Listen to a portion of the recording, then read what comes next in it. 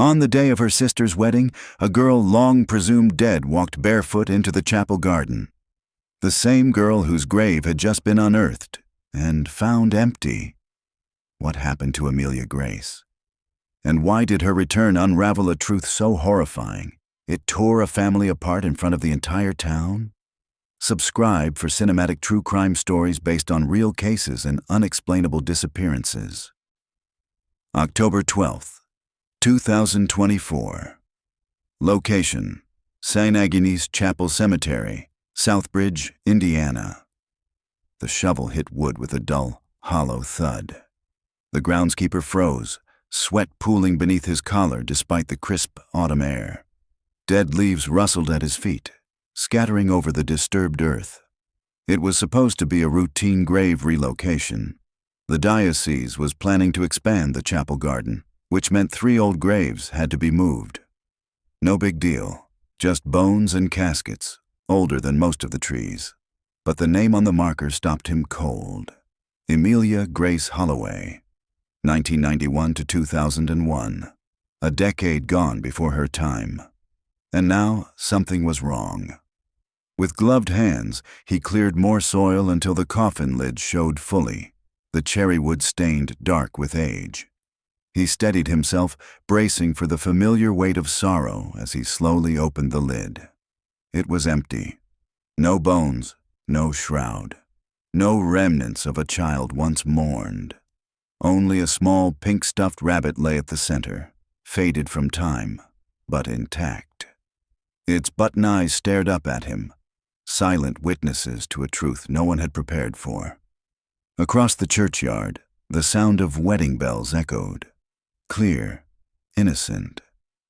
The Holloway family was inside, gathered to watch the eldest daughter, Maren, say her vows.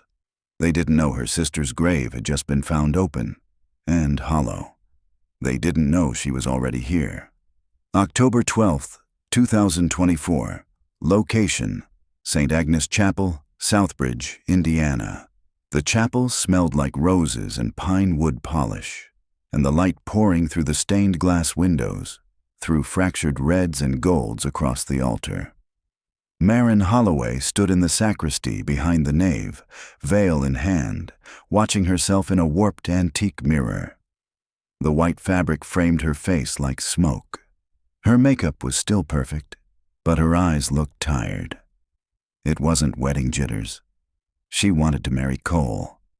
They had dated for 6 steady years. He was kind, honest, safe. But ever since she'd returned home to Southbridge for the ceremony, something had been off. A low, constant pressure in her chest, an unease that never fully left. 5 minutes, her cousin Nadia said gently from the door frame. "You ready?" Maren gave a nod. "Yeah, just breathing." She glanced once more at herself before turning away. Her dress whispered against the stone floor as she moved toward the door, her mother's vintage lace train trailing behind. Outside, the bell at St. Agnes rang once. Deep, hollow, the kind of sound you feel in your spine. It was the same bell that had rung for Amelia's funeral 23 years ago. Maren could still hear it sometimes in her dreams, followed by her sister's laugh echoing through the house. That part always came last, just before she woke up. Back then, the whole town had searched, for weeks. Volunteers combed the woods. Bloodhounds followed false scents into the wetlands. A pink sneaker was found on the old stone bridge. Then nothing. No witnesses, no remains. Only an empty patch of grass where a child had been. The family held a burial 6 months later. A closed casket. Amelia's favorite stuffed rabbit tucked gently into the satin lining. Maren never saw the inside. Her father said it was better that way. Now, with champagne chilling outside and flowers strung from the pews, the town had gathered again, this time to celebrate. It was supposed to be a joyful day, a new beginning, but something was moving in the roots of the past. Something wasn't resting. Walter Kane had arrived at the chapel before sunrise.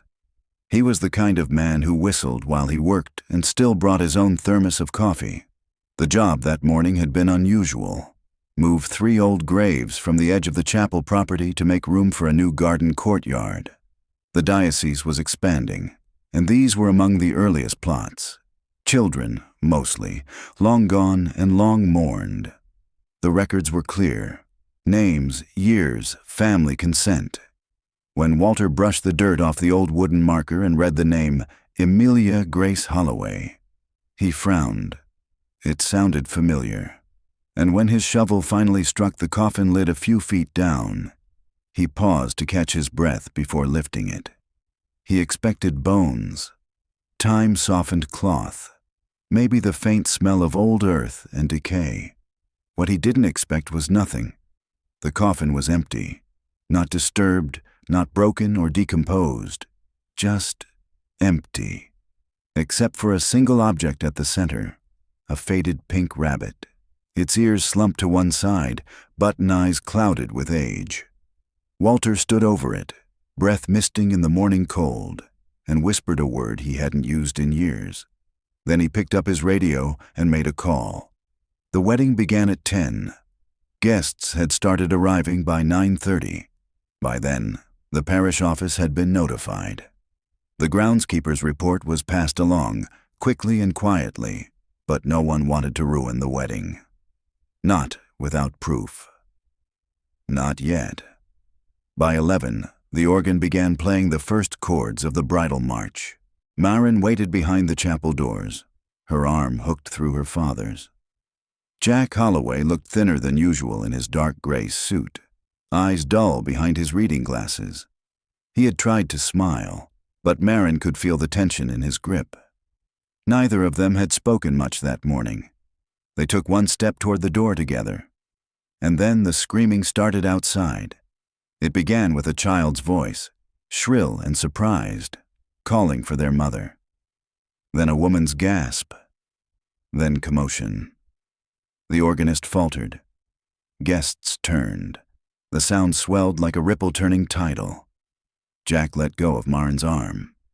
"Stay here," he said quietly. He walked toward the doors as murmurs grew louder from the front rows. Marin stood frozen at the threshold, veil trembling in her fingers. She could see sunlight shifting behind the stained glass, shapes moving beyond the chapel entrance. The doors opened again, not for the bride, but for her father, followed by 3 other men, one of them a sheriff's deputy. Her mother appeared next, rushing toward the exit, face pale, lipstick smeared. The pastor leaned toward the organist and whispered something. The music stopped completely. Outside, under a white tent strung with twinkle lights and baby's breath, guests had begun to gather in a tight knot near the cemetery fence. Children were being pulled aside. Photographers had lowered their cameras, and in the center of it all stood a girl, barefoot, wearing a pink dress with dirt clinging to the hem. She looked dazed, her skin pale and streaked with scratches. Her arms hung stiff at her sides, and her hair, once bright blonde, now hung in tangled clumps over her shoulders. On her wrist was a hospital ID band. Marin stepped outside, slowly, like she wasn't entirely in her own body. The air smelled like flowers and something else, something dry and old, like a box sealed for too many years. Guests parted as she walked past them. Her heels sank slightly into the grass. The girl was facing the chapel when Marin approached, her eyes wide and unblinking. A breeze lifted the hem of her dress, revealing the tops of bruised knees. Someone whispered Marin's name, but she didn't stop. When she was 5 feet away, the girl blinked. Marin's voice came out thin. "Em?" The girl's head tilted at the sound. "Emilia," Marin said again, louder now, barely holding in a sob. "Is that you?" For a second, the girl stared at her blankly. Then her lips moved. "I want my dad," she said. Marin took a step forward, hand outstretched. "It's me. It's Mare. Do you remember?" The girl took a step back, flinching. Her voice grew louder. "Not you," she said. "My real dad." A hush fell over the crowd. Jack Holloway stood frozen behind the fence, his mouth slightly open. Amelia's eyes scanned the crowd once more, then settled on no one in particular. "I want to go home," she said softly. "He'll be mad if I'm late." And then she turned and walked toward the cemetery, toward the empty grave, toward the place where, until this morning, everyone believed she'd been buried. Maren stood in the grass, veils slipping from her fingers, her entire life suddenly unraveling one petal at a time. Amelia wasn't dead. She had never been dead, and whatever story she brought back with her, it had only just begun. October 12th, 2024. Location: Holloway Family Home, Southbridge, Indiana. The wedding was called off before noon. By then, the police had escorted Amelia to Southbridge General for medical evaluation, and a plainclothes detective was already asking questions in the church rectory. The guests drifted away in murmuring clusters, clutching party favors and confusion. No one quite knew what they'd witnessed, only that the bride's long-dead sister had returned wearing the same face, with older eyes. Maren sat on the edge of her childhood bed, still in her wedding gown, the dress bunched around her like a snowdrift. She hadn't spoken since returning from the chapel, hadn't changed, hadn't wept. Her mother had tried to bring her tea, but Maren couldn't lift the cup. Downstairs, voices murmured. Her parents, the detective, someone from Child Protective Services. They'd asked her if she wanted to give a statement. She couldn't speak, couldn't even begin to wrap language around what she'd seen. Emilia, alive. She looked 15, maybe 16, but she'd disappeared at age 10. That was 13 years ago. Her face had changed, but not completely. There were features Maren remembered with painful clarity. The slope of her nose, the freckle under her left eye, the way her bottom lip jutted slightly when she was thinking. But the voice, that was different. Hollow, programmed. She'd said she wanted to go home, but not this home, not their father. Someone else. Upstairs, Maren opened her nightstand drawer and pulled out an old photo album. She flipped past pages of swimming lessons, birthdays, Christmas mornings. There was one picture she couldn't stop staring at. Amelia at age 8, sitting cross-legged in a tent, arms around their golden retriever, Daisy. Her smile was bright, the light in her eyes unmistakable. Today, that light had been missing. Maren touched the photograph, tracing the outline of her sister's hair. She heard a knock on her bedroom door. "Maren?" her mother said softly. "Can I come in?" She nodded, unsure if the gesture was visible. The door creaked open, and Lillian Holloway stepped in with a softness that felt performative. She always approached delicate things the same way, clean, composed, like anything messier than grief in a casserole dish made her recoil. "I know it's a lot," her mother said, sitting on the edge of the bed beside her. Maren didn't answer. "They've confirmed it's her," Lillian continued. "The hospital ran a preliminary DNA swab. It matches." Maren blinked. "What do you mean, matches?" "I mean," Lillian whispered, her voice catching, "it's Amelia. Our Amelia." She reached for her daughter's hand, but Maren didn't move. "They said she's dehydrated, malnourished. Old injuries on her wrists and ankles. Ligature marks, they said. She's got burns on her lower back, and she hasn't had any vaccines since she was 10. Maren finally looked at her. "Where has she been?" Lillian didn't have an answer. That evening, Maren drove alone to the hospital. The chapel had long since gone quiet. Her bouquet was still lying in the grass, crushed under someone's heel. The veil had disappeared. She parked in the back lot under the blue-white glow of floodlights. A nurse checked her ID at the security desk and led her to the secure pediatric wing. "Room 213, the nurse said. "She's awake, but she's skittish." When Maren stepped inside, her breath caught. Amelia was curled up in the corner of the hospital bed, knees drawn to her chest, wearing a cotton gown 2 sizes too large. Her hair had been washed, her hands were bandaged, but her eyes, they looked the same. Maren sat down quietly in the chair by the window. For a long time, neither of them spoke. Finally, Emilia shifted. "You're the girl from the garden." Maren nodded slowly. "You knew me once." The girl tilted her head. "He said everyone was dead, that the sickness took you, that the world was different now." "Who said that?" "My dad." She said it plainly, not like someone naming Jack Holloway, like someone else entirely. Maren swallowed hard. "Where have you been, Em?" There was a long pause.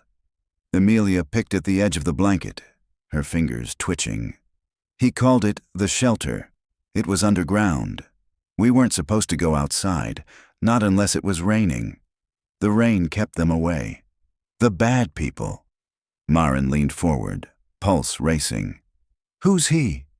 Amelia blinked, as if trying to remember something buried under years of rehearsed stories. "He said my real family gave me away because I was chosen.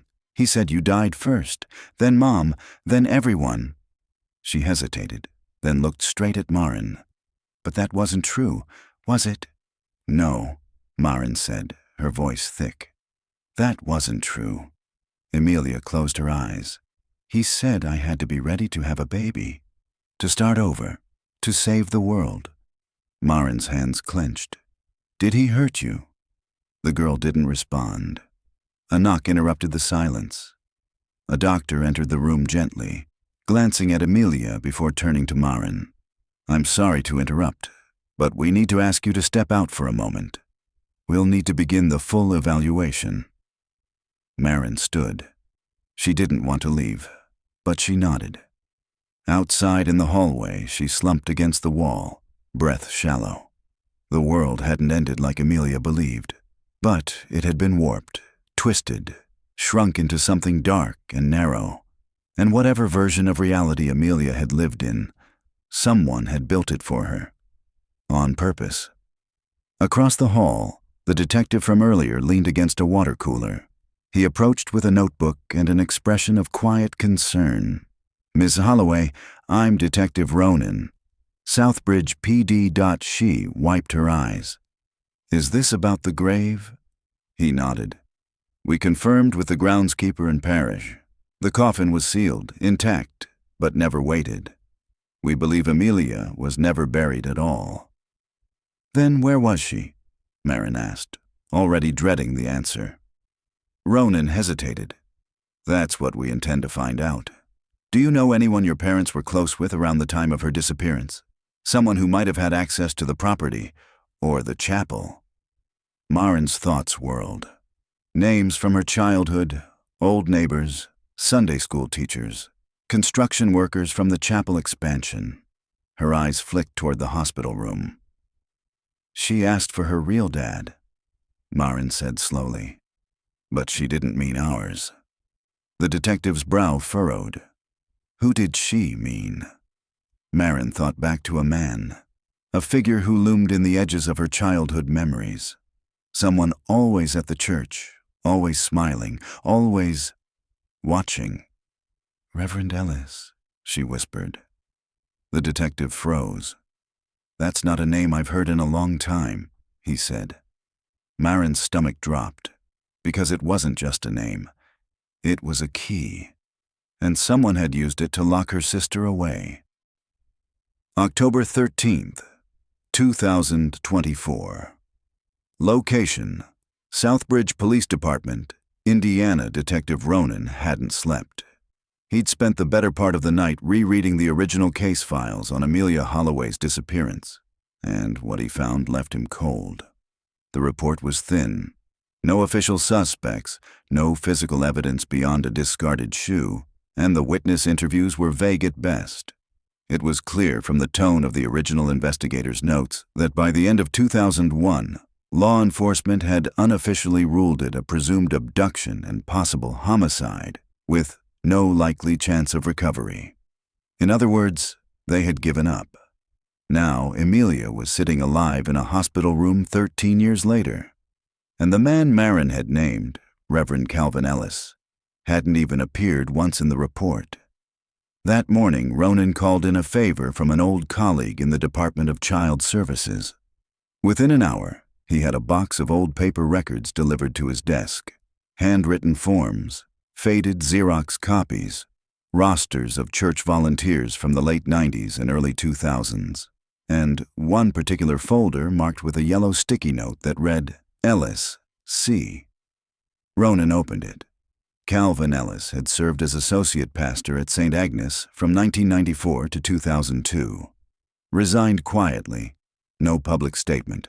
But there was a final DCS complaint dated July 2002, a report from a woman named Margaret Dealey, claiming that girls from the youth choir were being singled out and taken to private Bible study sessions in a restricted wing of the chapel annex. The complaint had been closed after Ellis's resignation. No further action. That same summer, the chapel had undergone its first major renovation, the same one that involved sealing off a side staircase and laying new foundation over a former storage cellar. Ronan sat back in his chair and stared at the page. A sharp buzz of unease rose in his ears. At 9:12 a.m., he left the station and drove straight to the chapel. The church looked unchanged. White clappered walls, a modest bell tower, hedges trimmed with parishioner pride. A maintenance truck sat near the rear lot, and the smell of fresh soil lingered in the air from the graveyard work the day before. Inside, the church was quiet. A single maintenance worker was inside the annex, scraping old wax from the wooden floor. Ronan introduced himself and asked to see the blueprints from the 2002 renovation. The man looked confused, then pointed to a metal file cabinet in the back office. 10 minutes later, Ronan found what he was looking for, a copy of the floor plans, stamped and dated August 3rd, 2002. There had once been a sub-basement beneath the chapel, originally built as a tornado shelter during the 1950s. According to the plans, that space had been sealed off completely with concrete during the remodel. No access points, no ventilation. Just walls. He traced the layout with his pen and noticed something odd. One small square had been marked Storage Room A on the original map. On the post-remodel copy, it was labeled Void. That evening, Ronan visited the Holloway house with a recorder in his pocket and a notebook in hand. The front porch light was off, though the flicker of a TV lit the curtains from behind. Jack Holloway answered the door, eyes sunken, mouth pinched tight. "I'm here to ask about Reverend Ellis," Ronan said gently. Jack didn't respond at first. Then he opened the door wider. Inside, the house smelled of dust and old wood polish. The same framed photo of Amelia on the mantel hadn't been touched in years. Marin stood up from the living room couch as Ronan entered. Her father sank into a recliner and let out a slow breath. "I haven't heard that name in over 20 years, Jack said. "Why are you asking?" "Because Emilia asked for him," Marin said quietly. "She said he was her real dad." Jack's face twitched, but he said nothing. Ronan kept his voice calm. Did Reverend Ellis spend time alone with Amelia? Bible studies, choir practice, any kind of private instruction. "He was good with kids," Jack said. "Everyone liked him. The church was different back then." "He was kind," Marin added, eyes distant. "Too kind, always lingering. I remember him brushing my hair once during Sunday school. I didn't think anything of it at the time, but it felt wrong." "I filed a complaint," Lillian said suddenly from the hallway. She stepped forward, arms crossed over her chest. Her eyes were glassy. "After Amelia disappeared, I couldn't shake the feeling. I called DCS anonymously. Said he made the girls uncomfortable. No one followed up." "Why didn't you say anything before?" Jack demanded, voice rising. "Because I didn't want to believe it," she snapped. "Because if I had believed it, it meant we'd let him in, let him near her, and I couldn't live with that." Marin stared at her parents, heart pounding. The image of Amelia standing barefoot in the cemetery flashed through her mind again. That dress, the ID band, the bruises. She said he kept her underground, Marin whispered. She called it the shelter. Jack stood abruptly and walked into the kitchen. A bottle clinked. Lillian turned away. Ronan stepped closer to Marin. I'm going back to the chapel tonight. If that basement was sealed during the remodel, I want to know what's behind that wall. You think she was kept under the church all this time? Marin asked, almost afraid of the answer. I think someone wanted her close, Ronan replied, and someone made damn sure no one ever found her. That night, Ronan returned to St. Agnes with a flashlight, a crowbar, and a court-issued warrant for exploratory entry. The chapel was empty, quiet, but alive with creaks and echoes. He moved carefully down the side aisle, past the sanctuary and into the annex where the wall had been built over the old staircase. The drywall looked clean, too clean. He knocked once. Hollow. He placed the crowbar against the corner and pried. A seam split. Dust clouded the air. Then, behind the drywall, a space opened, narrow and dark. He stepped inside with his flashlight. The air changed immediately. Staler, cooler. The beam-illuminated stairs, steep and narrow, leading down into the dark. On the fourth step, he found a pink shoelace curled like a question mark. At the bottom, the flashlight flickered over the outline of a child's bed frame. Chains bolted to the concrete, faded crayon drawings on the wall, a toothbrush, a plastic bowl, a mattress soaked through with years of rot. And in the corner, scratched into the concrete with what looked like a nail, were 5 words, I am not his daughter. October 14th, 2024. Location, Southbridge General Hospital. Indiana Marin hadn't slept. She'd spent most of the night sitting upright in the hospital's family waiting area, clutching a paper cup of cold coffee that had gone untouched for hours. The buzzing fluorescence, the antiseptic smell, the muted intercom calls. It all became background noise against the only thing she could think about. Amelia. Not the child she remembered, but the girl behind the glass. The one who now flinched at gentle voices, who asked what year it was, then stared into space when told. At 7:22 a.m., Dr. Adrian Wilkes invited her into a private consultation room. He was young, maybe mid-30s, but his face held the kind of heaviness reserved for people who'd had to deliver unbearable truths. I want to be clear, Marin. We're still in the very early stages of understanding what she's endured. But based on her vitals, behavior, and the physical injuries, your sister appears to be a long-term captive who was isolated from the outside world for most of her adolescence. Marin gripped the edge of the table. But she's alive. You're saying she survived all this? She survived, he said. But she didn't just survive the way we think of it. This wasn't hiding. This was entrapment, routine, obedience. Trauma this deep rewires a person. He placed a sheet of paper in front of her. A medical diagram of ligature scarring, noting chronic restraint injuries around the ankles and wrists, compounded over time. She likely spent years in a confined space. Probably underground, as she described. The marks on her ankles and wrists show prolonged use of restraints.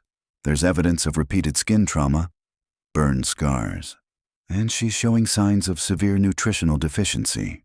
Her bone density suggests arrested growth somewhere in early adolescence. Marin stared down at the diagram. What about the things she said? About the rain? The end of the world? She described those beliefs as part of what we call contained mythologies, stories she was taught to justify the isolation. It's common in long-term abuse cases. The abductor becomes the source of all knowledge and fear. He controls everything she believes. It's how he kept her from escaping. Marin looked up, hollow. She asked if we were real. Wilkes nodded gently. To her, this might feel like a hallucination, or a betrayal of everything she was made to believe. That kind of confusion is deliberate. It makes reintegration nearly impossible. He hesitated, then turned to his notepad. "There's one more thing," he said. "She's afraid of someone named Father Ellis. Terrified, actually." Marin's breath hitched. "She said he wasn't a real father, that he made her call him that. We've documented her references to punishments, to being tested. There are implications of reproductive intent." Marin's stomach turned. "We haven't confirmed sexual trauma yet, but that will take time. Her trust has been shattered. She only speaks in fragments, but she drew something for the therapist this morning." He slid a sketch across the table. Marin's eyes stung. It was a child's drawing, done with stubby-colored pencils. A stick-figure girl stood alone in a small room beneath the ground. A staircase rose above her head, and outside it, a chapel. Beside the girl, a large man with no face held a book with a cross on it. There was a red X over the girl's mouth. She'd drawn herself silent. Marin clutched the paper and held it to her chest. "I want to see her," she said. Wilkes gave a quiet nod. "She's in observation, but keep it calm. Let her speak first." Marin stepped inside room 213 again, this time slower. Amelia sat by the window, gazing at the tree line beyond the parking lot. Her posture was still curled, protective, but her eyes tracked Marin as she entered. "Hi," Marin said gently. No reply. Marin sat in the chair by the bed, leaving space between them. "I used to read to you," she whispered. "Remember that? You liked that one book, The Girl Who Lived in the Attic with the Garden on the Roof." Amelia blinked, her lips barely parting. "I don't know what's real," she whispered. "You're here," Marin said. "You're safe. That's real." Amelia's fingers tugged at her wrist bandage. "He used to say that too. When I cried, he'd say, 'You're safe because I love you.' Then he'd hurt me to prove it." Marin's throat locked. Amelia looked at her. "I didn't believe him, but then I stopped believing anything." "You don't have to anymore," Marin said. "We believe you, and we're going to find out everything." There was a long silence. Then Amelia spoke again. "I wasn't alone." Marin froze. "What do you mean?" "There was another girl. At first, before the rain started, he said she wasn't pure enough. She cried too loud, so he took her away. Then I never saw her again." Marin leaned in, heart racing. "Do you remember her name?" Amelia shook her head slowly. "He called her sister. That's all." Marin reached for Amelia's hand, and this time she didn't pull away. That evening, Detective Ronan arrived at the hospital with grim news. Forensics had confirmed what he suspected. Human remains had been found in the sealed sub-basement room beneath the chapel, buried in a shallow pit under the mattress. Dental records weren't a match for Amelia. It was someone else. A girl. Estimated age, 11. Time of death, likely 2003. Marin sat with the news in silence. Somewhere in her hometown, another family had buried a child who never died. And someone had taken them both. Not on impulse, but by design. October 15th, 2024. Location, Southbridge Public Records Office. Indiana Detective Ronan stood beneath the flickering fluorescent light of the archives room. His sleeves rolled to the elbow and fingers stained with toner. 3 days into the reactivated case, and the investigation was unraveling like an old quilt, stitched over with half-truths, sealed complaints, and names that no one seemed willing to say aloud. He pulled another cardboard file box from the shelf marked 2000 to 2005, Closed Community Disputes. The Holloway disappearance had always felt wrong to him, even before Amelia reappeared. Too clean, too grieved, too quickly closed. He flipped through the index cards, searching for anything connected to Calvin Ellis.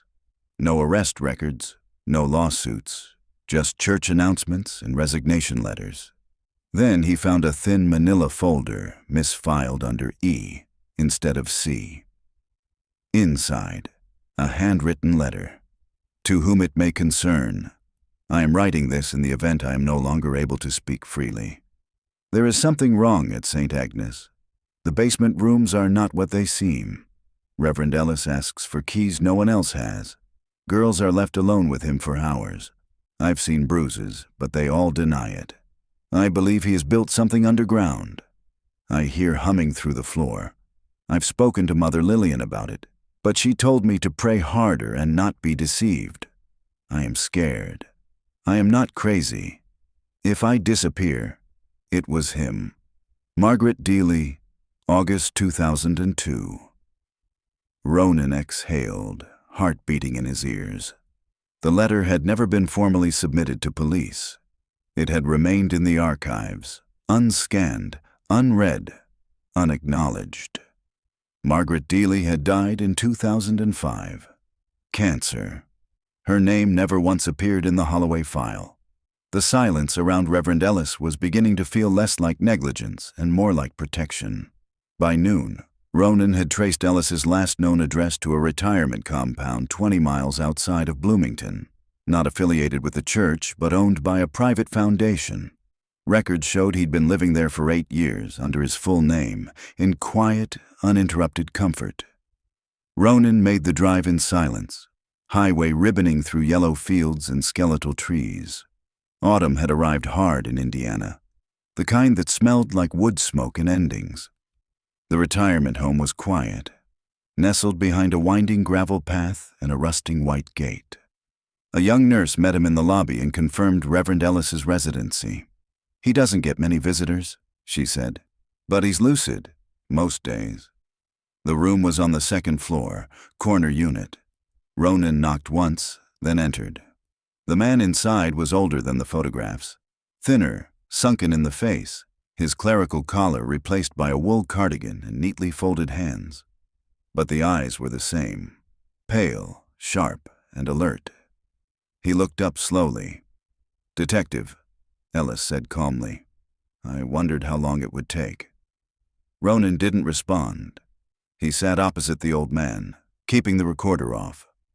For now.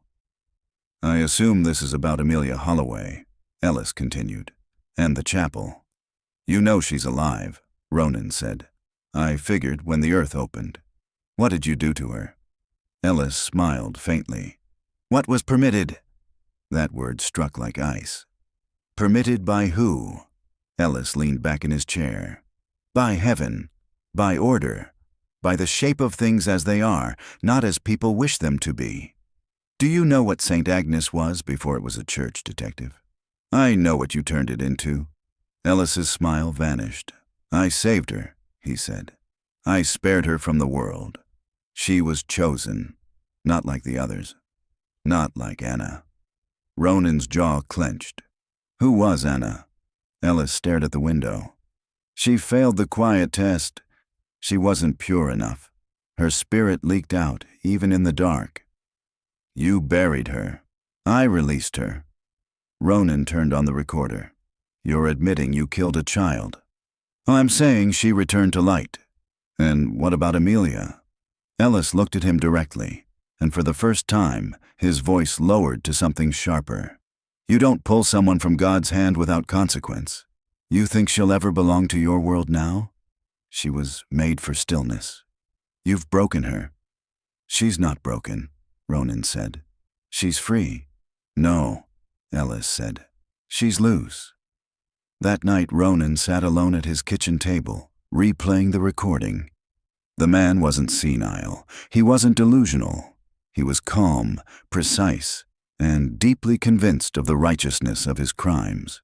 And if Amelia's memories were only fragments, Ellis held the rest.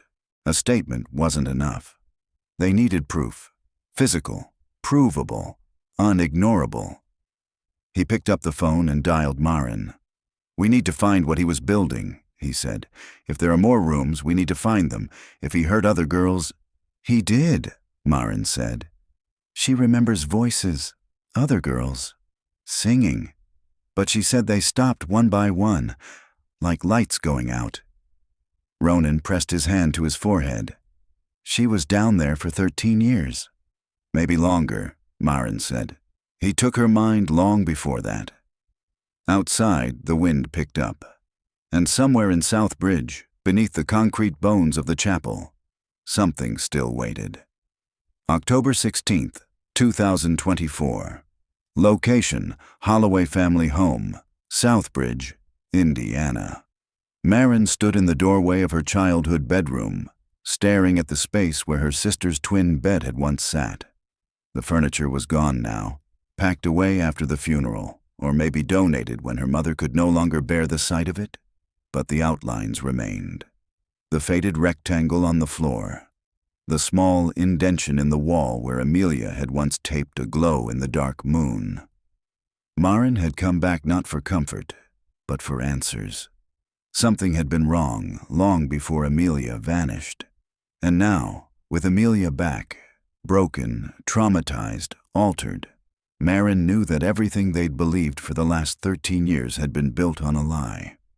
She walked slowly to the bookshelf, scanning spines and dust jackets until she found it. The Girl with the Garden Roof.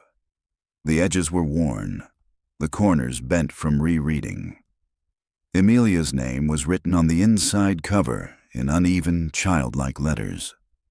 Maren turned the page. A folded envelope slipped out and fluttered to the floor. Her stomach tightened as she picked it up. The paper was yellowed, sealed with a smudged fingerprint of wax. Inside was a single sheet of paper, covered in Amelia's handwriting, loopy and precise, like she was concentrating hard to form each letter. If I go missing, it means he took me. He said God gave me to him, but I don't think that's true. If you find this, please tell someone. Please don't let him lock the door again. Maren sank onto the edge of the bed frame, hands shaking. Emilia had known. At some point, maybe months or even years before she vanished, she knew she was being watched, hunted, claimed. She called Jack. "Dad," she said, voice low. "I found a note. From Em. She wrote it before she disappeared." There was a pause. "Maren," Jack said, "we buried her." "No, we didn't," she snapped. "We buried an empty coffin and convinced ourselves it was peace. You told me she fell off the bridge, that it was too late. But she was asking for help, and we missed it." He was quiet on the other end. "I didn't know," he finally said. "I swear I didn't know. But your mother, she was afraid. Of Ellis. Of what people would say if we accused a man of God. She said to let it go, that it was better to pray. She was 11, Maren whispered. And we left her behind." The next morning, Maren met Detective Ronan at the chapel. The site had been cordoned off for a full excavation. Ground-penetrating radar had already confirmed 2 additional subterranean spaces beneath the rear altar wall. Narrow rooms connected by concrete passages, sealed with heavy wooden doors. The architecture was deliberate, symmetrical, hidden. The forensic team worked in silence, their boots crunching over broken tile and dust. Maren stood just inside the sanctuary, staring at the pulpit, the same one Reverend Ellis had preached from Sunday after Sunday. A pedestal of poison. "Come look at this," Ronan said, waving her over. He led her down into the exposed foundation pit, where the rear chamber had been cracked open. The air was cold, stale with decay. The walls were lined with pale blue paint, chipped and curling, and the floor still held deep scratches, as if someone had clawed at it over and over, desperate to be heard. Maren's gaze fell to the far wall. Children's names, scratched in fingernail and wire and whatever tools they could find. Names she didn't recognize. Names that had never been on the missing persons lists. Some etched so faintly they were only visible by flashlight. Anna, Sarah, Jeannie, Ruth. Beneath one name, Ruth, someone had carved a single word in block letters. Outside. Ronan's voice was grim. She was one of them. Emilia wasn't the only one taken. "How many?" Maren asked. "We don't know yet." He stepped aside to let the forensics team carry out a bundle wrapped in plastic sheeting. Even through the layers, the shape was unmistakable. Bones, small, fragile, a second child. Ronan ran a hand down his face. The man built a tomb under the altar and called it sanctuary. Later that afternoon, back at the hospital, Amelia refused to speak for hours. She sat in silence, curled in a corner, her eyes vacant and her lips barely parted. Then, as Maren gently combed her hair, she whispered something. "I used to listen to your voice when I couldn't sleep." Maren froze. "You could hear me?" Emilia nodded. "Through the vent, when you were brushing your teeth or crying. I'd pretend I was upstairs, still there." Maren's throat closed. "I wanted to scream," Amelia said. "But he said if I did, God would kill you." "That wasn't God," Maren said. "That was a monster in a collar." Amelia looked at her. "I remember his face when he hurt the others. He smiled. And then he prayed after. Do you remember their names?" Amelia shook her head. "Only the singing. When it stopped, I knew they were gone." Ronan visited that evening with photos. Snapshots pulled from old church directories, Sunday school rosters, charity event bulletins. Amelia pointed to 4 of them. "That one," she said, tapping a girl's picture. "She shared the room with me for a little while. She said her name was Ruth. Then she was gone." Maren stared at the girl's face. She'd never seen her before. But Ruth had been under their chapel for years, buried below sermons and hymns, while the congregation sang above her. By nightfall, the news had broken. Reverend Ellis under investigation for multiple child deaths. Second chamber found under church altar survivor, identified as Emilia Holloway. Missing since 2011. And as the town of Southbridge braced for its reckoning, a quiet knock came at the Holloway front door. A woman stood there, holding a decades-old photograph and trembling. "I think my daughter went missing from that church in 2004, she said. "And I think she might be one of the names on that wall." October 17th, 2024. Location: Holloway Family Home, Southbridge, Indiana. The woman at the door introduced herself as Lena Murdoch. She was in her 50s, wearing an old maroon cardigan and holding her purse like a shield. Her hands trembled when she offered the photo. A Polaroid from 2 decades ago, the image slightly sun-faded but unmistakable. A smiling girl, maybe 10 years old, with thick dark braids and a missing front tooth. "That's Ruth," she said. "Ruthie Ann Murdoch. She disappeared after a Sunday service in 2004. They told me she ran away, but I never believed it." Maren took the photo slowly, her heart constricting. Ruth. The name carved into the wall. The name Amelia remembered. "We didn't have much," Lena said. "I was cleaning houses. I couldn't come to church every week, but Ruthie loved it there. She said Reverend Ellis let her help in the kitchen, that he read her special stories after class." She lowered her eyes. "They told me I was a bad mother, that I probably scared her off. CPS opened a file but closed it a month later. Said she was a chronic runaway. No press, no follow-up." Ronan arrived 20 minutes later and took Lena's statement himself. Amelia was brought in under light sedation to see the photo.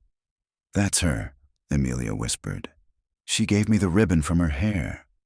That ribbon had been recovered days earlier, twisted beneath a floorboard in the sealed chamber. Lena cried quietly into her hands as Ronan knelt beside her and said the words no mother should ever have to hear. "We believe your daughter's remains have been found." The ME would confirm it later that week through dental records. Ruth had been buried in a linen shift, hands crossed at her chest. A verse from Psalms pinned to her collar. The story exploded across state lines. At least 2 child victims linked to Reverend Calvin Ellis. Southbridge Chapel hid multiple secret rooms. I heard them singing. Survivor breaks silence. As reporters gathered outside the chapel ruins and network vans parked on Main Street, the town divided like a cracked mirror. Half the residents demanded justice. The other half demanded silence. Old loyalties surfaced. So did old fears. Jack Holloway stayed inside, pacing the living room with his tie half loosened. He watched the press conference from the corner of the room, his jaw tight as Marin stood beside Amelia, now wrapped in a soft green sweater, her eyes still wary under the fluorescent lights. "Do you think it'll help her?"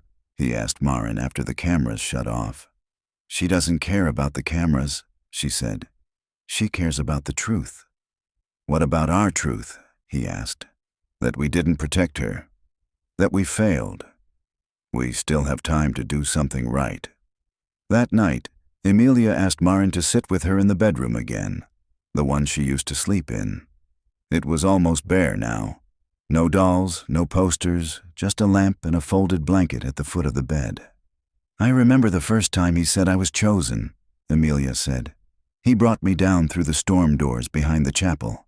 He said I was special, that the other girls weren't ready." Marin sat beside her, listening. "He said we had to be cleansed of the world, that if we stayed pure long enough, the world would reset, that the flood would come, that only the chapel would survive." Amelia picked at a thread on her sleeve. "And when it didn't happen, he said we weren't praying hard enough, that someone was still impure."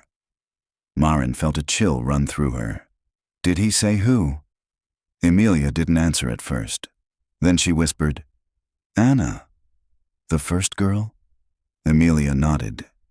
"He told me to hold her down." Marin looked at her, horrified. "You were a child. He said if I didn't, he'd lock me under the altar forever. Where the shadows go." I believed him. Marin reached over and gently placed a hand on Emilia's. "You did what you had to do to survive." Amelia looked at her with haunted eyes. "But she didn't." The next morning, Ronan called with another discovery. Behind a sealed wall in the western subchamber, forensics had uncovered a crate full of video cassettes, all meticulously labeled in Reverend Ellis's handwriting. Dates, names, sermon titles, but not all of them were religious. One label simply read, "Purity Test. Ruth/Anna/E. Holloway." The tapes were turned over to the FBI for digital restoration. Only one had been viewed so far, a degraded recording from 2009, showing a candlelit room, a metal chair, and a trembling girl reciting verses through tears. It was Amelia, and it was proof, not just of captivity, but of psychological torture, ritualized punishment, rehearsed indoctrination. Ronan didn't let Marin see it. "There's nothing on that tape you need to see," he told her. "Just know this." She wasn't lying, and she wasn't alone. Ellis had been moved to federal custody by then, awaiting charges ranging from multiple counts of kidnapping and child homicide to unlawful imprisonment, sexual assault, and obstruction of justice. His public defender attempted to argue senility, but his writings, discovered in the chapel's hidden office, told another story. Carefully transcribed journals described the chosen room, descriptions of the tests, of the silencing process, of ritual dormancy. Dozens of entries referring to the girls as vessels. One entry stood out, March 17, 2008. "The last girl cries too much. I fear she will spoil the promise. I must send her to Ruth. If the Holloway child is to survive, she must be made silent again. Only then can the rain come. Only then can we be made clean." The rain never came, but the reckoning had. October 18, 2024. Location, Southbridge Police Department. Indiana Detective Ronan stood in the observation room, staring through the two-way glass at the man seated in interview room 2. Reverend Calvin Ellis looked smaller now, not just older, but diminished. His wrists were cuffed loosely in front of him, his eyes fixed on the floor, unmoved by the gravity of what had just been read to him. 6 names, 6 confirmed children, 1 survivor, and a vault of recorded evidence he had labeled and stored like trophies. Across the glass, Ada Lindsay Merrow reviewed her notes. "He still won't speak," Not to me, not to the bureau, not even to the psychologist. It's like he's waiting for something. Waiting for what? Ronan asked. She didn't answer. She didn't have to. Ellis had never done anything impulsively. Every inch of the chapel, every passage and trap door, every journal entry, it had all been part of something much larger. A plan, a doctrine, a sickness dressed as scripture. Marin watched from the hallway as they transferred Ellis to holding. He didn't flinch when he passed her. Didn't look up. Just kept walking in slow, deliberate steps like he was still descending into some imagined underground chapel only he could see. "Do you think he regrets it?" she asked Ronan quietly after. "No," he said. "I think he's proud." Later that afternoon, Amelia agreed to sit with a forensic sketch artist.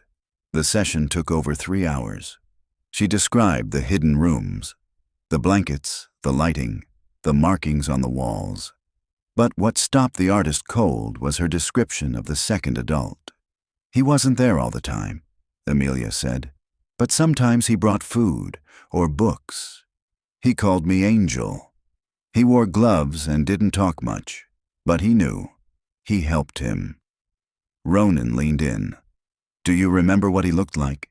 "Beard, gray on the sides, limp in his left leg. He smelled like paint thinner." That detail changed everything. A former chapel custodian, Gregory Dunn, had worked under Ellis until 2013. Quiet, unmarried, lived alone at the edge of town in an old house with blacked-out windows. He'd left town shortly after Amelia's disappearance, citing family matters, and had never been seen again. A state search flagged an address in Peoria under a different name. Gregory D. Hastings. By the time they reached the house, he was gone.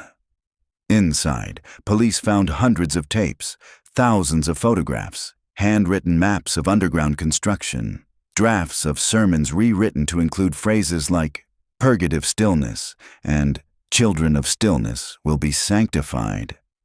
There were newspaper clippings, too, all about missing girls, many of whom had never been found. Dunn hadn't just helped Ellis. He'd been collecting. That night, the FBI issued a nationwide BOLO. Gregory Dunn, 6 feet tall, left leg limp, former janitorial worker, was now considered armed and dangerous. But Southbridge wasn't finished uncovering the truth. While contractors began dismantling the rear wing of the chapel, they unearthed a second trapdoor. Not on blueprints, not listed in any records. It led to a steep staircase descending into a hexagonal chamber, circular in layout, with hooks mounted into the walls and a shallow concrete basin at the center. This wasn't a sleeping room. It was something else entirely, a ritual space. One of the forensic techs emerged an hour later, face pale. "You need to see this." Ronan and Marin stepped down together. There, in the far corner, carved into the concrete, were the initials EGH, Emilia Grace Holloway. Beside them, the phrase, "He told me I was already dead." Marin turned away, sick rising in her throat. How long had her sister been locked in this place? How many days had she lived under the chapel while the congregation sang hymns above her? How many times had Ellis looked into her parents' eyes and promised their daughter was at peace? Ellis never killed Amelia, but he had buried her in a cage of lies and fear, surrounded by the ghosts of other children he called unworthy. That night, as wind howled across the cemetery grounds and floodlights illuminated the desecrated chapel walls, Marin sat beside Amelia at the kitchen table. "Do you want to go back?" she asked gently. Amelia shook her head. "It's not a place. It's still in here." She touched her chest. "He made it part of me. But it doesn't have to stay." Amelia looked at her, eyes wet but steady. "I used to think the grave was where you go when you die. But now I know. It's where you're forgotten." "You were never forgotten," Marin whispered. "We just didn't know how to find you." "I found myself," Amelia said softly. "I followed your voice." The next morning, Amelia asked to visit the chapel one last time. The site was quiet. Workers had paused excavation. The only sound was the crunch of gravel beneath their feet. Amelia knelt beside the broken foundation wall, placed a single pressed flower into the dirt, and whispered a name. Anna. Then another. Ruth. Then, for a long while, nothing. She didn't cry. She didn't scream. She just stood, shoulders straight, eyes closed, letting the wind pass through her like a blessing. October 21st, 2024. Location: Southbridge Cemetery, Indiana. The funeral was quiet. They buried what remained of Ruth Murdoch in a white coffin no larger than a suitcase. The grave lay just a few rows down from the Holloway family plot, an unspoken acknowledgement of how closely the two families had always been tied, even when they hadn't known it. Lena Murdoch stood with one hand on the casket, the other gripping a rosary. Maren watched from a respectful distance. Emilia sat beside her, pale in the autumn light, her fingers wrapped tightly around a ribbon of lavender cloth. Ruth's, recovered from the underground chamber. I don't remember the last thing I said to her, Amelia whispered, but I think it was thank you. She heard it, Maren said. Some part of her did. Lena approached them after the burial, her eyes rimmed red but calm. She looked at Amelia like she was trying to memorize her. Thank you, she said, for not letting her disappear twice. Amelia nodded. She saved me first. By the time they returned home, news vans had begun to pack up. The story was already fading from the headlines, making way for newer horrors, fresher faces. But Southbridge wasn't healing. Not yet. The town had turned quiet in the wake of the discovery, like someone had ripped the wallpaper off the walls and exposed rot underneath. Ronan called that evening. Another name from the wall had been identified, Jeannie Turnstall, reported missing in 1999. Her file had been archived, her photo never digitized. Only a grainy yearbook image had survived. She was 8, Ronan said. Ellis called her the listener. That's what he wrote in the journal. Said she had ears like the Lord. The forensic team had matched a bone fragment from beneath the third sealed chamber to Jeannie's dental pattern. 3 children, 3 families, 1 survivor. Amelia stopped sleeping through the night.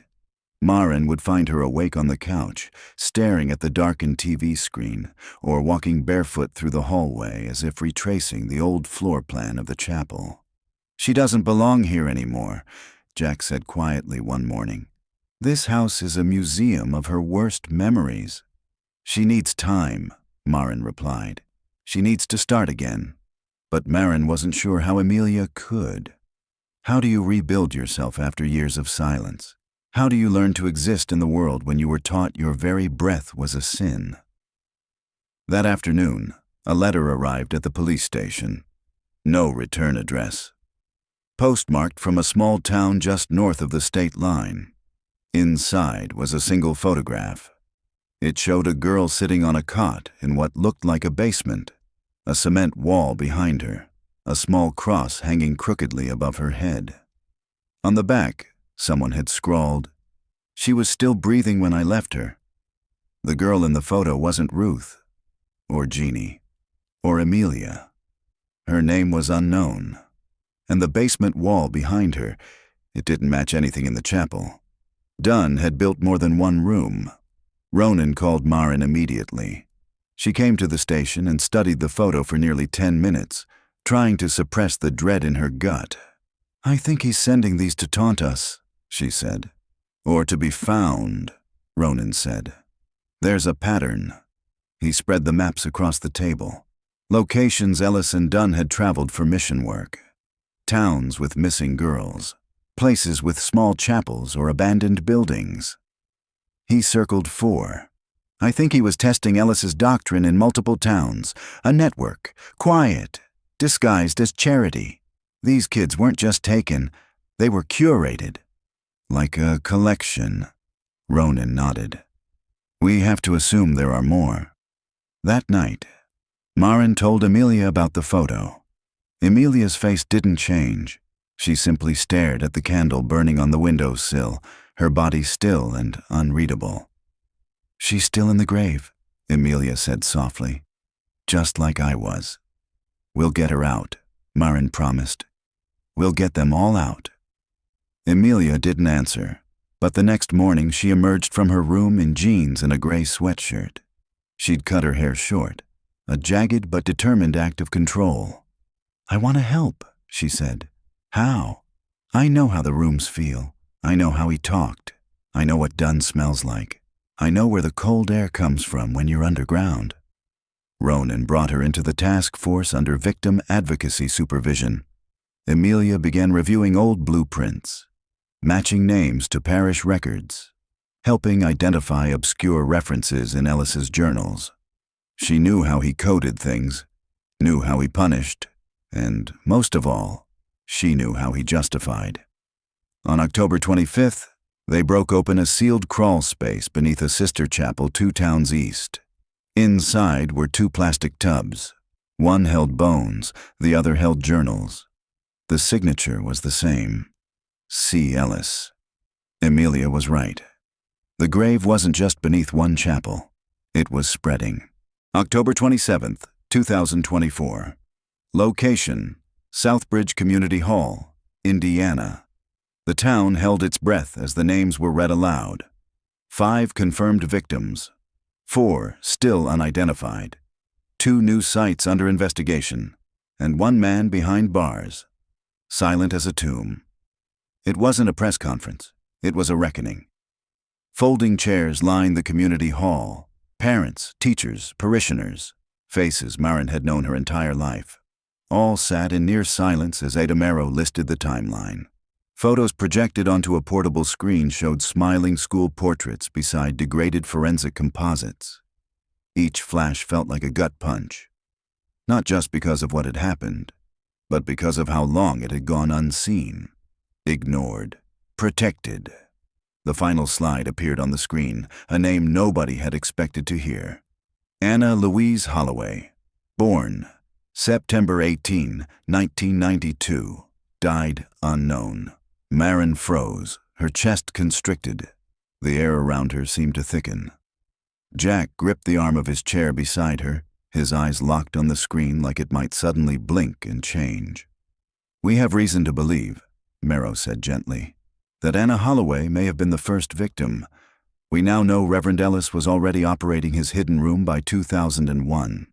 Based on journal entries and a blood sample matched through familial DNA. Her remains were among those recovered last week in the Western Crypt." People turned to stare at Maren and Jack, the last surviving members of a family now defined by loss. Jack stood quietly and left the room. Maren followed him into the hallway, where he leaned against the brick wall, shoulders sagging like he had aged 20 years in a second. "I didn't even know she existed," he said. "All this time, I thought it was just you and Amelia. Why would they hide her?" Maren swallowed hard. "Mom had a stillbirth before Amelia. That's what she told me. She said the baby never cried." Jack stared at her. "And we just believed that?" "We were kids, Jack. We didn't ask." He rubbed a hand across his face. "So what? She lived. And then they gave her to Ellis." Maren's breath caught. No, I think he took her. There had always been a window of missing time in their family's story. 2 months after the supposed stillbirth, during which their mother refused visitors and their father stopped preaching altogether. Nobody in the family talked about it. Nobody questioned it. Until now. That night, Maren returned to the family attic. She tore through boxes of old church programs, school drawings, sermon drafts, desperate for any mention of Anna. At the bottom of a dusty cedar chest, beneath a stack of handmade Christmas ornaments, she found it. A photograph, undated, slightly curled at the corners. It showed a baby wrapped in a crocheted blanket, a blanket Maren remembered her grandmother making. The baby's eyes were open. On the back, in their mother's careful handwriting, Anna L. "Gift from the storm. She sat in silence for a long time, staring at the photo. The baby in it looked like Amelia had at that age, looked like her. The blanket had been buried with one of the skeletons. The next morning, Ronan confirmed it. One of the recovered remains had hair fibers embedded in the fabric, identical to a lock saved in a family Bible, pressed between pages of Psalms. The Holloways had buried a daughter they didn't even know they'd lost, or maybe they had known, and buried the truth along with her. Maren didn't speak for a while after the confirmation. Emilia did. She was the one who tried to warn me, she said. In the dark, before he ever took me. I thought I was dreaming, but now I know. She was real. She protected you. She traded herself for me. Jack returned to the chapel ruins with Maren and Amelia that afternoon. The state had begun leveling the final walls, but the site still felt like sacred ground. Broken, yes, but holy in the way that only truth can be. Maren walked slowly toward the overgrown back edge of the property, where the foundation gave way to a narrow path flanked by scrub oak. It led to the outer fence line, and a lone gravestone she had never noticed before. It wasn't carved, just a concrete slab with a single word painted in faded white. Lamb. I think that's where he buried her first, Amelia whispered. No name, no date, just the word Ellis used for every girl he broke. Jack knelt and traced the concrete with his thumb.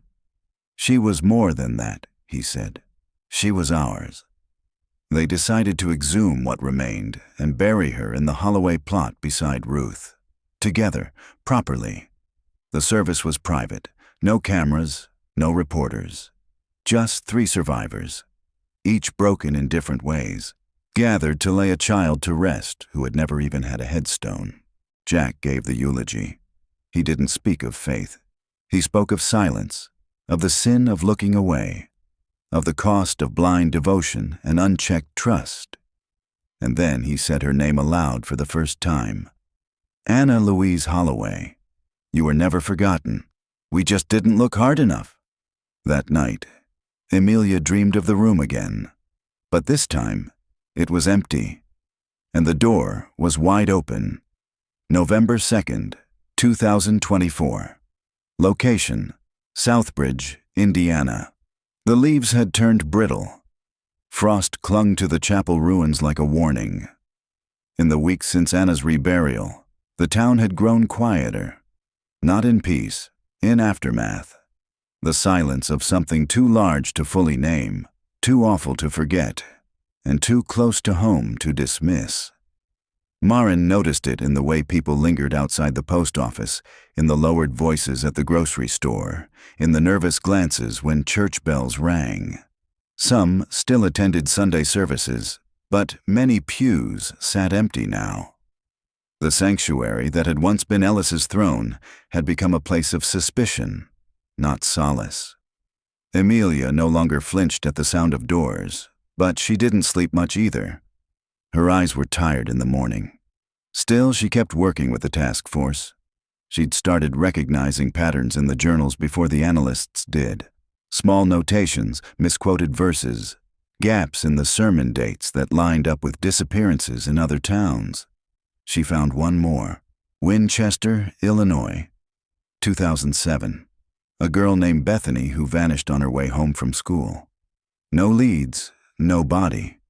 Just her backpack found at the steps of a small rural church. Ronan made the call. A team was dispatched.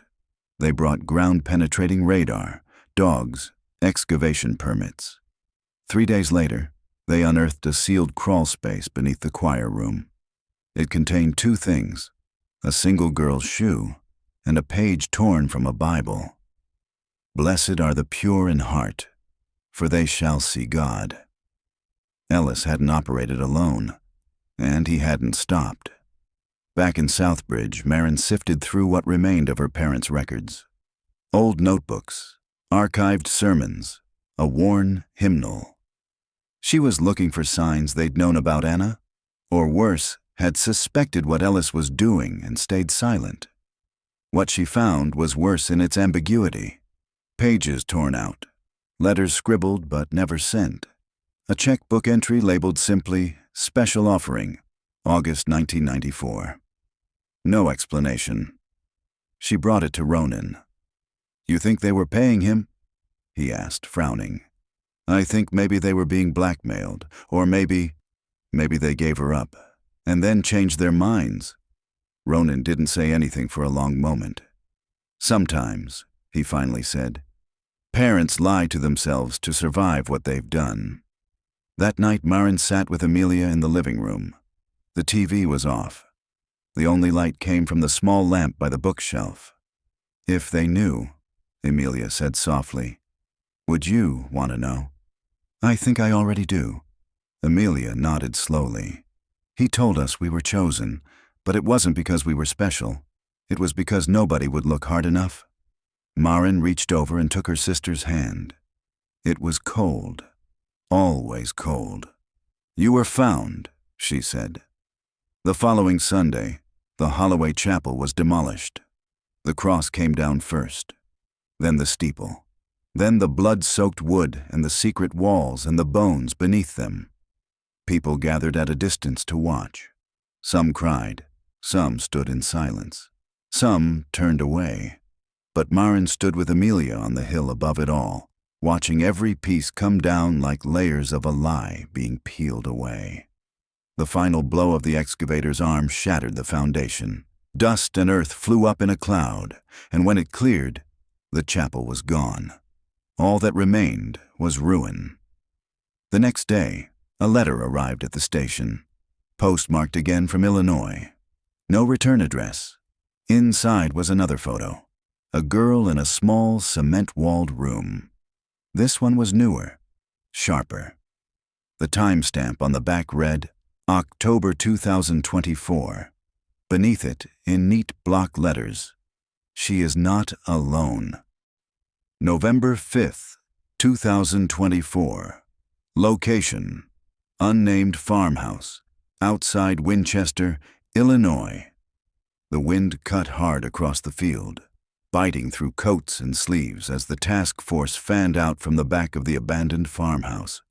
It had taken less than 48 hours to triangulate the photo. A cracked window, a slanted beam, a concrete support column.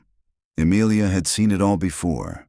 She recognized the layout even before they confirmed it matched one of Ellis's old outreach sites.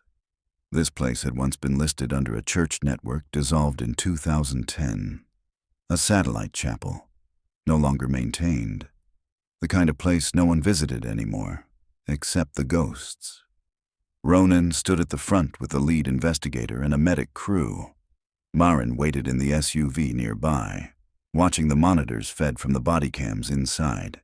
Emilia was beside her, silent, shoulders tense, her nails pressed into the sleeves of her jacket. She wasn't breathing like a normal person, more like someone trying to keep from dissolving. The first door opened easily. The house was empty upstairs, long abandoned. Graffiti on the walls, old beer bottles, rodent droppings. But the basement door was locked from the outside with 3 rusted bolts and a cross nailed through them. It took a crowbar to break it open. The stairs groaned under weight. The flashlight beams cut through the darkness as the team stepped down into cold air that didn't belong to the season. One wall was lined with old insulation, another with stacked mattresses. The third was raw concrete. The fourth wall was a door, steel, bolted, soundproofed. They called out. No answer. They used the ram to break it open. Inside was a small girl, maybe 8 years old, curled on a cot with a blanket pulled up to her chin. Her face was pale, but her eyes blinked in the light. She didn't scream. Behind her, crouched in the shadows, was a boy. Younger, 4, maybe 5. When the agents approached, he covered his ears and whimpered. The children didn't speak right away. They were dressed in thin cotton, barefoot, skin pale from lack of sun. But they were alive. A plastic chair sat in the corner, a bucket, a shelf of Bibles and cassette tapes. In the center of the room, bolted to the floor, was a kneeling bench. On the wall above it, "Obedience is safety." Ronan's voice came over the radio. "2 survivors, unknown duration of captivity. We're calling in trauma specialists and extraction units. Secure the perimeter." Maren let out a shaky breath and looked at Amelia. Emilia had started crying, but not like before. These were silent tears, controlled, not fear, not even sadness. Relief. She turned to Maren and said, "They weren't waiting to be saved. They were waiting to be believed." The children were rushed to a hospital. Medical staff confirmed signs of long-term confinement and psychological control. No physical branding this time, just indoctrination. They didn't know their names, they only knew the word lamb. Within a day, Ronan confirmed it. Dunn had kept operating after Ellis died. Quietly, with help. Records led to another man, a former groundskeeper with ties to 3 properties now under investigation. Arrests were made, files seized, but it wasn't over, not even close. Maren watched the case expand like a shadow spilling across the Midwest. More towns, more missing girls. The pattern stretched back decades, and at the center the same teachings, the same doctrine Ellis had preached under the guise of salvation, twisted into something monstrous. Back in Southbridge, Maren sat with Amelia on the porch steps. "I don't think this ends with Dunn," Amelia said. "No," Maren replied. "But we ended something." They watched the sun rise for a long time. For the first time, the light didn't feel like a threat. Down the hill, the land where the chapel once stood had been cleared. Just bare earth now. Nothing left of the place that held so many secrets and so many ghosts. But beneath that soil, in a grave finally filled, lay Anna Louise. And beside her, a headstone was being carved. Not just for her, but for every child who had never been given one. December 22nd, 2024. Location: Holloway family plot. Southbridge Cemetery. Indiana snow dusted the grass like powdered sugar, clean and cold. Maren stood alone by the stone, one gloved hand resting gently on its smooth top. A single wreath lay at the base, woven with pine and white ribbons. The headstone had been placed 2 weeks earlier. Anna Louise Holloway. September 18, 1992. Unknown, she was loved. She mattered. She is free. No dates of death, just the truth they had. It was enough. Beside Anna, a smaller marker stood where Amelia had chosen to bury the stuffed rabbit, the same one found in her own empty grave. It wasn't for herself, she'd said. It was for all the others who never got out. A memorial for the unnamed, for the ones who never walked barefoot into the chapel garden, for the ones who didn't live long enough to be missed. Maren heard footsteps behind her. Jack. He carried a thermos of coffee and 2 paper cups. They didn't speak right away. He poured, handed her one, and tucked his free hand into his coat pocket. "They're opening the files to the public next month," he said. "Names will be redacted, but people will finally see how far it all went." Maren nodded. "It won't fix what happened." "Number. But it tells the truth. That matters." They watched as Amelia approached from the far side of the cemetery. She'd just come from town, where she'd spoken to a small crowd gathered at the high school auditorium. Survivors, parents, teachers. Her voice had trembled only once. She told them what it meant to come back wrong, and still find a way to live. Now she walked slowly, a folded piece of paper in her hand. She knelt beside Anna's grave, unfolded it, and placed it under the wreath. It was a drawing, crayon, childlike, a house with a red door and 2 girls holding hands beneath a bright yellow sun. She stood, brushed the snow from her coat, and looked at Maren. "Are you ready?" Maren asked. Amelia took a breath. Yes. They left the cemetery together. 3 of them, the only 3 left.